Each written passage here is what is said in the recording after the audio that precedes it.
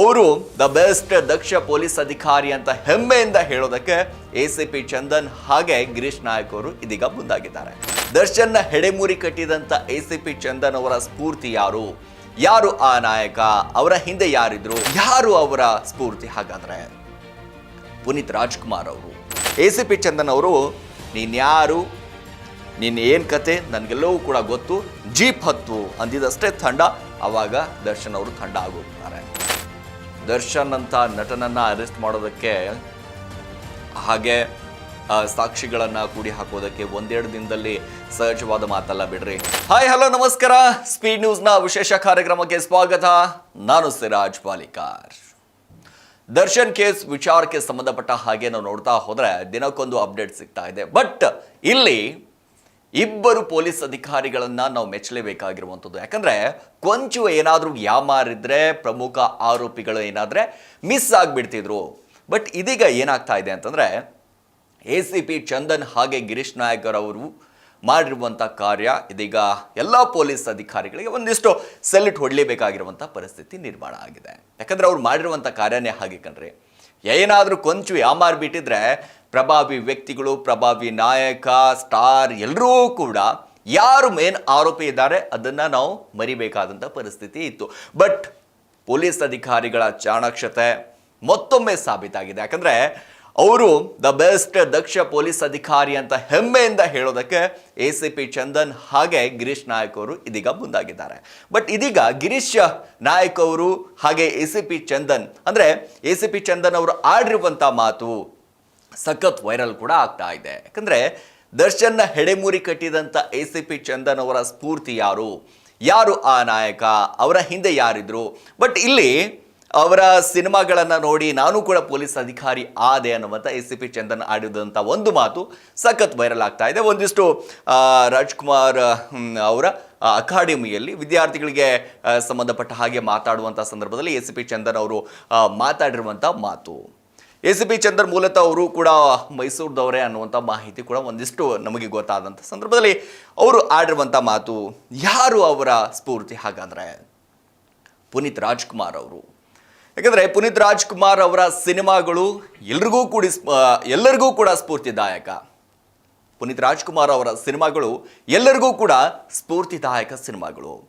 ಒಬ್ಬ ಒಳ್ಳೆಯ ವ್ಯಕ್ತಿಯಾಗಿ, ಒಳ್ಳೆಯ ಸಮಾಜಕ್ಕೆ ಒಳ್ಳೆಯ ವ್ಯಕ್ತಿಯಾಗಿ ಸಮಾಜದಲ್ಲಿ ಹೇಗೆ ಬದುಕಬೇಕು, ಹಾಗೆ ಒಂದು ಸರ್ಕಾರಿ ನೌಕರಿಯನ್ನು ಪಡೆದಂಥ ಸಂದರ್ಭದಲ್ಲಿ ಹೇಗಿರಬೇಕು, ಪೊಲೀಸ್ ಅಧಿಕಾರಿ ಆದಂಥ ಸಂದರ್ಭದಲ್ಲಿ ಹೇಗಿರಬೇಕು, IAS ಅಧಿಕಾರಿ ಆದಂಥ ಸಂದರ್ಭದಲ್ಲಿ ಹೇಗಿರಬೇಕು, ಟೀಚರ್ ಆದಂಥ ಸಂದರ್ಭದಲ್ಲಿ ಹೇಗಿರಬೇಕು, ಇನ್ನು ಸಮಾಜಕ್ಕೆ ನಾವು ಒಳ್ಳೇದು ಮಾಡ್ತೀವಿ, ಸಮಾಜದ ಸಪೋರ್ಟಿಗೆ ನಾವು ನಿಲ್ತೀವಿ, ಸಮಾಜದಲ್ಲಿ ಏಳು ಬೀಳಿಗೆ ನಾವು ಎಲ್ಲರೂ ಕೂಡ ಬಾಗ್ತೀವಿ ಅಂತಂದರೆ ಅದು ಪುನೀತ್ ರಾಜ್ಕುಮಾರ್ ಅವರ ನಡೆ ನುಡಿ ವಿಚಾರಕ್ಕೆ ಸಂಬಂಧಪಟ್ಟ ಹಾಗೆ. ಬಟ್ ಇಲ್ಲಿ ನಾವು ಗಮನಿಸಬೇಕಾಗಿರುವಂಥದ್ದು ಬಹುಶಃ ಚಿತ್ರದುರ್ಗದ ರೇಣುಕಾಸ್ವಾಮಿ ಕೊಲೆ ಪ್ರಕರಣಕ್ಕೆ ಸಂಬಂಧಪಟ್ಟ ಹಾಗೆ ಎಲ್ಲರೂ ಕೂಡ ಗೊತ್ತೇ ಇದೆ. ಅವತ್ತೇನಾದರೆ ಸಾಕಷ್ಟು, ಯಾಕಂದರೆ ಇಡೀ ಕರ್ನಾಟಕ ಅಲ್ಲ ಇಡೀ ದೇಶಾದ್ಯಂತ ಚರ್ಚೆ ಆಗ್ತಾ ಇದೆ ರೇಣುಕಾಸ್ವಾಮಿ ಕೊಲೆ ಪ್ರಕರಣಕ್ಕೆ ಸಂಬಂಧಪಟ್ಟ ಹಾಗೆ ನಾವು ನೋಡ್ತಾ ಇದ್ದೀವಿ. ಯಾಕಂದರೆ 13 ಆರೋಪಿಗಳನ್ನು ಒಂದೇ ದಿನದಲ್ಲಿ ಯಾವಾಗ ಈ ಕೇಸ್ ಬಂತು ಕಾಮಾಕ್ಷಿಪಾಳ್ಯ ಪೊಲೀಸ್ ಸ್ಟೇಷನ್ನಲ್ಲಿ ಅವತ್ತೇ 13 ಆರೋಪಿಗಳನ್ನು ಅರೆಸ್ಟ್ ಮಾಡಿದಂಥ ನಾಯಕರು ಇವರಿಬ್ಬರು. ಯಾಕಂದರೆ ಒಂದು ಕಡೆ ಎಸಿಪಿ ಚಂದನ್ ಹಾಗೆ ಒಂದು ಕಡೆ ಗಿರೀಶ್ ನಾಯಕ್ ಅವರು. ಬಟ್ ಇಲ್ಲಿ ನಾವು ಗಮನಿಸಬೇಕಾಗಿರುವಂಥದ್ದು ಏನಂತಂದರೆ ಅವ್ರು ಆಡಿದಂಥ ಒಂದು ಮಾತು, ಎಸಿಪಿ ಚಂದನ್ ಆಡಿದಂಥ ಅವತ್ತು ಅಕಾಡೆಮಿಯಲ್ಲಿ ಆಡಿದಂಥ ಒಂದು ಮಾತು ಸಾಕಷ್ಟು ವೈರಲ್ ಕೂಡ ಆಗ್ತಾ ಇದೆ. ಅಂದರೆ ಕಳೆದ ಮಂಗಳವಾರ ಜೂನ್ 11ರಂದು ಬೆಳಗ್ಗೆ ಮೈಸೂರಿನ ಖಾಸಗಿ ಹೋಟೆಲ್ನಲ್ಲಿ ನಟ ದರ್ಶನ್ನ ಎಸಿಪಿ ಚಂದನ್ ವಶಕ್ಕೆ ಪಡೆದಿದ್ರು. ಇನ್ನು ಪೊಲೀಸರು ಹೋಗಿ ನಮ್ಮೊಟ್ಟಿಗೆ ಬರಬೇಕು ಎಂದಾಗ ನಾನು ಬರ್ತೀನಿ ನಡೀರಿ ಅಂತ ದರ್ಶನ್ ಅವರು ಸಹಜವಾಗಿ ಹೇಳಿದ್ರು. ನಿಮ್ಮ ಜೊತೆ ಬರೋಕ್ಕಾಗಲ್ಲ, ಯಾಕಂದರೆ ನಿಮ್ಮ ಜೊತೆ ಬಂದರೆ ನಾನು ಜನ ತಪ್ಪಾಗಿ ತಿಳಿದುಕೊಳ್ತಾರೆ ಅನ್ನುವಂಥ ಮಾತನ್ನು ದರ್ಶನ್ ಅವರು ಅವತ್ತು ಹೋಟೆಲ್ನಲ್ಲಿ ಅರೆಸ್ಟ್ ಮಾಡೋಕ್ಕೆ ಹೋದಂಥ ಸಂದರ್ಭದಲ್ಲಿ ಆಡಿರುವಂಥ ಮಾತು. ಆವಾಗ ನಾನು ಕಾರಲ್ಲಿ ಬರ್ತೀನಿ ಅಂತ ಅಂದಾಗ ಎಸಿಪಿ ಚಂದನ್ ಅವರು ನೀನ್ಯಾರು, ನೀನು ಏನು ಕತೆ ನನಗೆಲ್ಲವೂ ಕೂಡ ಗೊತ್ತು, ಜೀಪ್ ಹತ್ತು ಅಂದಿದಷ್ಟೇ ತಂಡ, ಆವಾಗ ದರ್ಶನ್ ಅವರು ತಂಡ ಆಗೋಗ್ಬಿಡ್ತಾರೆ.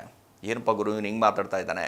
ಯಾಕಂದರೆ ಪೊಲೀಸ್ ಅಧಿಕಾರಿಗಳು ಅವತ್ತು ಸಾಕ್ಷಿ ತೋರಿಸಿ ಅವ್ರನ್ನ ಕರ್ಕೊಂಡ್ಬಂದಿರುವಂಥದ್ದು. ಯಾಕಂದರೆ ಅಷ್ಟು ಸಹಜವಾಗಿ ದರ್ಶನ್ ಬರ್ತಾ ಇರಲಿಲ್ಲ ಬಿಡಿಯಲ್ಲಿ. ಯಾಕಂದರೆ ಹೌದಲ್ವಾ, ಬಹುಶಃ ಮೈಸೂರಿನಲ್ಲಿ ಓದಿ ಬೆಳೆದಿದ್ದಂಥ ಎಸಿಪಿ ಚಂದನ್ ಅವರು ಅಂದ ಹಾಗೆ ದರ್ಶನ್ ಹಾಗೂ ಚಂದನ್ ಇವರಿಬ್ಬರೂ ಕೂಡ ಮೈಸೂರಿನಿಗೆ ಇಟ್ಟಿಗೆಗೂಡು ಭಾಗದವರು. ಮೈಸೂರಿನ ಶಾರದಾ ವಿಲಾಸ್ ಕಾಲೇಜು ಹೈಸ್ಕೂಲು ಎರಡೂ ಕೂಡ ಮುಗಿಸ್ತಾರೆ. ಅದಾದ ನಂತರ ಚಂದನ್ ಅವರು ಇಲ್ಲಿ ಅಂದರೆ ಡಿಪ್ಲೊಮೊ ಬಳಿಕ ಇಂಜಿನಿಯರಿಂಗ್ ಮಾಡ್ತಾರೆ. 2 ವರ್ಷ ಆಸ್ಟ್ರೇಲಿಯಾದಲ್ಲಿ ಕೆಲಸ ಕೂಡ ಮಾಡ್ತಾರೆ. ಅದಾದ ನಂತರ KPSC ಪರೀಕ್ಷೆಯನ್ನು ಬರೀತಾರೆ. ಅದಾದ ನಂತರ 4ನೇ ರ್ಯಾಂಕ್ ಪಡೆದು DYSP ಆಗಿ ಅಧಿಕಾರವನ್ನು ಇಲ್ಲಿ ಚಂದನ್ ಅವರು ವಹಿಸ್ಕೊಳ್ತಾರೆ. ಅದಾದ ನಂತರ doctor Rajkumar IAS KS academy ವಿದ್ಯಾರ್ಥಿಗಳನ್ನು ಉದ್ದೇಶಿಸಿ ಮಾತನಾಡಿದಂಥ ACP ಚಂದನ್ ಅವರು ಅವತ್ತು ಮಾಡಿರೋದಂಥ ಮಾತು ಪೃಥ್ವಿ ಸಿನಿಮಾದ ಅಂದರೆ ಪುನೀತ್ ರಾಜ್ಕುಮಾರ್ ಅವರ ನಟನೆಯ ಸಿನಿಮಾ ಏನಿದೆಯಲ್ಲ, ಪೃಥ್ವಿ ಸಿನಿಮಾವನ್ನು ನೋಡಿ ನಾನು ಕೂಡ ಪೊಲೀಸ್ ಆಫೀಸರ್ ಆಗಬೇಕು, ನಾನು ಕೂಡ ಒಬ್ಬ ದಕ್ಷ ಅಧಿಕಾರಿ ಆಗಬೇಕು, ಸಮಾಜದಲ್ಲಿ ನನ್ನನ್ನು ಕೂಡ ಗುರುತಿಸಬೇಕು.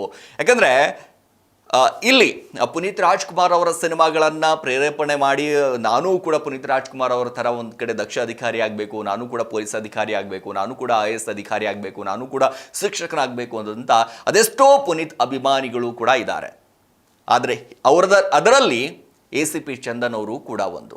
ಪೃಥ್ವಿ ಸಿನಿಮಾ ನೋಡಿ ನಾನು ಕೂಡ ಯಾಕೆ ಪೊಲೀಸ್ ಅಧಿಕಾರಿ ಆಗಬಾರ್ದು, ಅವತ್ತು ಪೊಲೀಸ್ ಅಧಿಕಾರಿ ಆಗಿದ್ದಕ್ಕೆ ಇದೀಗ ಇಬ್ಬರ ನಾಯಕರ ಹೆಸರು ಭಾಳ ಮುಂಚೂಣಿಯಲ್ಲಿ ಬರುತ್ತೆ. ಅದು ACP ಚಂದನ್ ಹಾಗೆ ಗಿರೀಶ್ ನಾಯಕ್ ಅವರು. ಯಾಕಂದರೆ ದರ್ಶನ್ ಅಂತ ನಟನನ್ನು ಅರೆಸ್ಟ್ ಮಾಡೋದಕ್ಕೆ ಹಾಗೆ ಸಾಕ್ಷಿಗಳನ್ನು ಕೂಡಿ ಹಾಕೋದಕ್ಕೆ 1-2 ದಿನದಲ್ಲಿ ಸಹಜವಾದ ಮಾತಲ್ಲ ಬಿಡ್ರಿ. ಒಂದೇ ದಿನದಲ್ಲಿ ಎಷ್ಟು 13ರಿಂದ 14 ಆರೋಪಿಗಳನ್ನು ಅರೆಸ್ಟ್ ಮಾಡ್ತಾರೆ ಅಂದರೆ ಸಾಮಾನ್ಯದ ಮಾತಲ್ಲ ಅದು. ACP ಚಂದನ್ ಅವರ ಗತ್ತು, ಅವರ ಗಂಭೀರತೆ, ಅವರ ನಡಿಗೆ, ಅವರ ಸ್ಫೂರ್ತಿದಾಯಕ ಅವರ ಮಾತುಗಳು. ಯಾಕಂದರೆ ಅಲ್ಲಿ ಚಂದನ್ ಅವರು ಮಾತಾಡ್ತಾ ಸಂದರ್ಭದಲ್ಲಿ ಭಾಳ ಸ್ಪಷ್ಟವಾಗಿ ಹೇಳ್ತಾ ಇದ್ದಾರೆ, ನನಗೂ ಕೂಡ ಇಂಗ್ಲೀಷ್ ಬರ್ತಾ ಇರಲಿಲ್ಲ. ಬಟ್ ನನ್ನ ಸೀನಿಯರ್ ಒಬ್ಬನು ಹೇಳ್ದ ನನಗೆ, ನಾನು ಇಂಗ್ಲೀಷ್ ಹೇಗೆ ಕಲಿಬೇಕು, ಹೇಗೆ ಮಾತಾಡಬೇಕು ಅಂತ ಅಂದಾಗ ಒಂದು ಹಾರ್ಡಿಕ್ಸನ್ನು ಹಾರ್ಡಿಕ್ಸಲ್ಲಿ ಎಲ್ಲ ಇಂಗ್ಲೀಷ್ ಫಿಲ್ಮ್ಗಳನ್ನು ತುಂಬಿಟ್ರು. ಆ ಇಂಗ್ಲೀಷ್ ಮೂವಿಯಲ್ಲಿ ಬರುವಂಥ ಏನು ಕೆಳಗಡೆ ಟೆಕ್ಸ್ಟ್ ಬರುತ್ತಲ್ಲ, ಆ ಟೆಕ್ಸ್ಟನ್ನು ಓದಿ ಒಂದು ಸಿನಿಮಾದಿಂದ 10ರಿಂದ 12 ಟೆಕ್ಸ್ಟ್ಗಳನ್ನು ನಾವು ಕಲಿತ್ರೆ ಆವಾಗ ನನಗೆ ಇಂಗ್ಲೀಷ್ ಬರ್ತಿತ್ತು ಅನ್ನುವಂಥ ಮಾತುಗಳನ್ನು. ಅಂದರೆ ಚಂದನ್ ಅವರ ನಡೆದು ಬಂದಂಥ ಹಾದಿಗಳಾಗಿರ್ಬೋದು, ಅವರು ವಿದ್ಯಾರ್ಥಿಗಳಿಗೆ ಸ್ಫೂರ್ತಿದಾಯಕ ಆಗಿ ಇದೀಗ ನಿಂತಿದ್ದಾರೆ ಅಂತಂದರೆ ಅದು ದಕ್ಷ ಅಧಿಕಾರಿಯಾಗಿ. ಯಾಕಂದರೆ ಈಗ ಪೊಲೀಸ್ ಅಧಿಕಾರಿಗಳನ್ನು ನಮ್ಮ ಭಾರತದಲ್ಲೇ, ನಮ್ಮ ದೇಶದಲ್ಲೇ ನಂಬರ್ 1, ನಂಬರ್ 2 ಅಂತ ನಾವು ಕರೆದಾಗ ಕರ್ನಾಟಕದ ಎಲ್ಲ ಪೊಲೀಸ್ ಅಧಿಕಾರಿಗಳು ದಕ್ಷ ಅಧಿಕಾರಿಗಳು ಹೆಮ್ಮೆ ಅನಿಸುತ್ತೆ. ಯಾಕಂದರೆ ಅವರು ಮಾಡುವಂಥ ಕಾರ್ಯಗಳು, ಅವರು ಮಾಡುವಂಥ ಕೆಲಸಗಳಿದಾವಲ್ಲ, ಅದೆಲ್ಲದಕ್ಕೂ ಕೂಡ ನಾವು ಸೆಲ್ಯೂಟ್ ಹೊಡಲೇಬೇಕಾಗಿರುವಂಥದ್ದು. ಬಟ್ ಇದೀಗ ACP ಚಂದನ್ ಅವರು ಮಾಡಿರುವಂಥ ಕಾರ್ಯ ಇದೆಲ್ಲ ನಿಜಕ್ಕೂ ಮೆಚ್ಚಲೇಬೇಕಾಗಿರುವಂಥದ್ದು. ಮೋಸ್ಟ್ಲಿ ಏನಾದರೂ ತಪ್ಪಿಸ್ಕೊಂಡ್ಬಿಟ್ಟಿದ್ರೆ ACP ಚಂದನ್, ಗಿರೀಶ್ ನಾಯಕರು ಏನಾದರೂ ಅವರ ಚಾಣಾಕ್ಷದಿಂದ ಅವರೇನಾದರೂ ಸ್ವಲ್ಪ ಮಟ್ಟಿಗೆ ಸೈಲೆಂಟ್ ಆಗಿಬಿಟ್ಟಿದ್ರೆ ಮುಖ್ಯ ಆರೋಪಿಗಳು ಯಾರು ಅನ್ನೋದೇ ಇಲ್ಲಿ ಸಿಗ್ತಾ ಇರಲಿಲ್ಲ. ಅದು ಅನಾಥ ಶವವಾಗಿ ಬಿದ್ದುಬಿಡ್ತಾ ಇತ್ತು. ಆ ಕುಟುಂಬ ಇದೀಗ ಕಣ್ಣೀರಲ್ಲಿ ಕೈ ತೊಳಿಬೇಕಾದಂಥ ಪರಿಸ್ಥಿತಿ ಇತ್ತು. ಬಟ್ ಯಾರು ಏನು ಕತೆ ಅನ್ನೋದ್ರ ಬಗ್ಗೆ ಭಾಳ ಸೂಕ್ಷ್ಮವಾಗಿ ಎಲ್ಲ ಸಾಕ್ಷಿಗಳನ್ನು ಹಿಡಿದು ಈಗ A1 A2 ಆರೋಪಿಗಳು ಇದೀಗ ಬಂಧನದಲ್ಲಿದ್ದಾರೆ. ಬಟ್ ACP ಚಂದನ್ ಅವರ ಬಗ್ಗೆಯೂ ಕೂಡ ನಮ್ಮೆಲ್ಲರಿಗೂ ಕೂಡ ಹೆಮ್ಮೆ ಅನಿಸುತ್ತೆ. ಇದಾಗಿದ್ದು ಇವತ್ತಿನ ವಿಶೇಷ. ನಿರಂತರ ಸುದ್ದಿಗಾಗಿ ನೋಡ್ತಾರೆ ಸ್ಪೀಡ್ ನ್ಯೂಸ್ ಕನ್ನಡ. ಸುದ್ದಿ ನಿಮ್ಮದು, ವೇಗ ನಮ್ಮದು. ಹೆಚ್ಚಿನ ಸುದ್ದಿಗಳಿಗಾಗಿ ನಮ್ಮ ಚಾನೆಲ್ನ ಸಬ್ಸ್ಕ್ರೈಬ್ ಮಾಡಿ.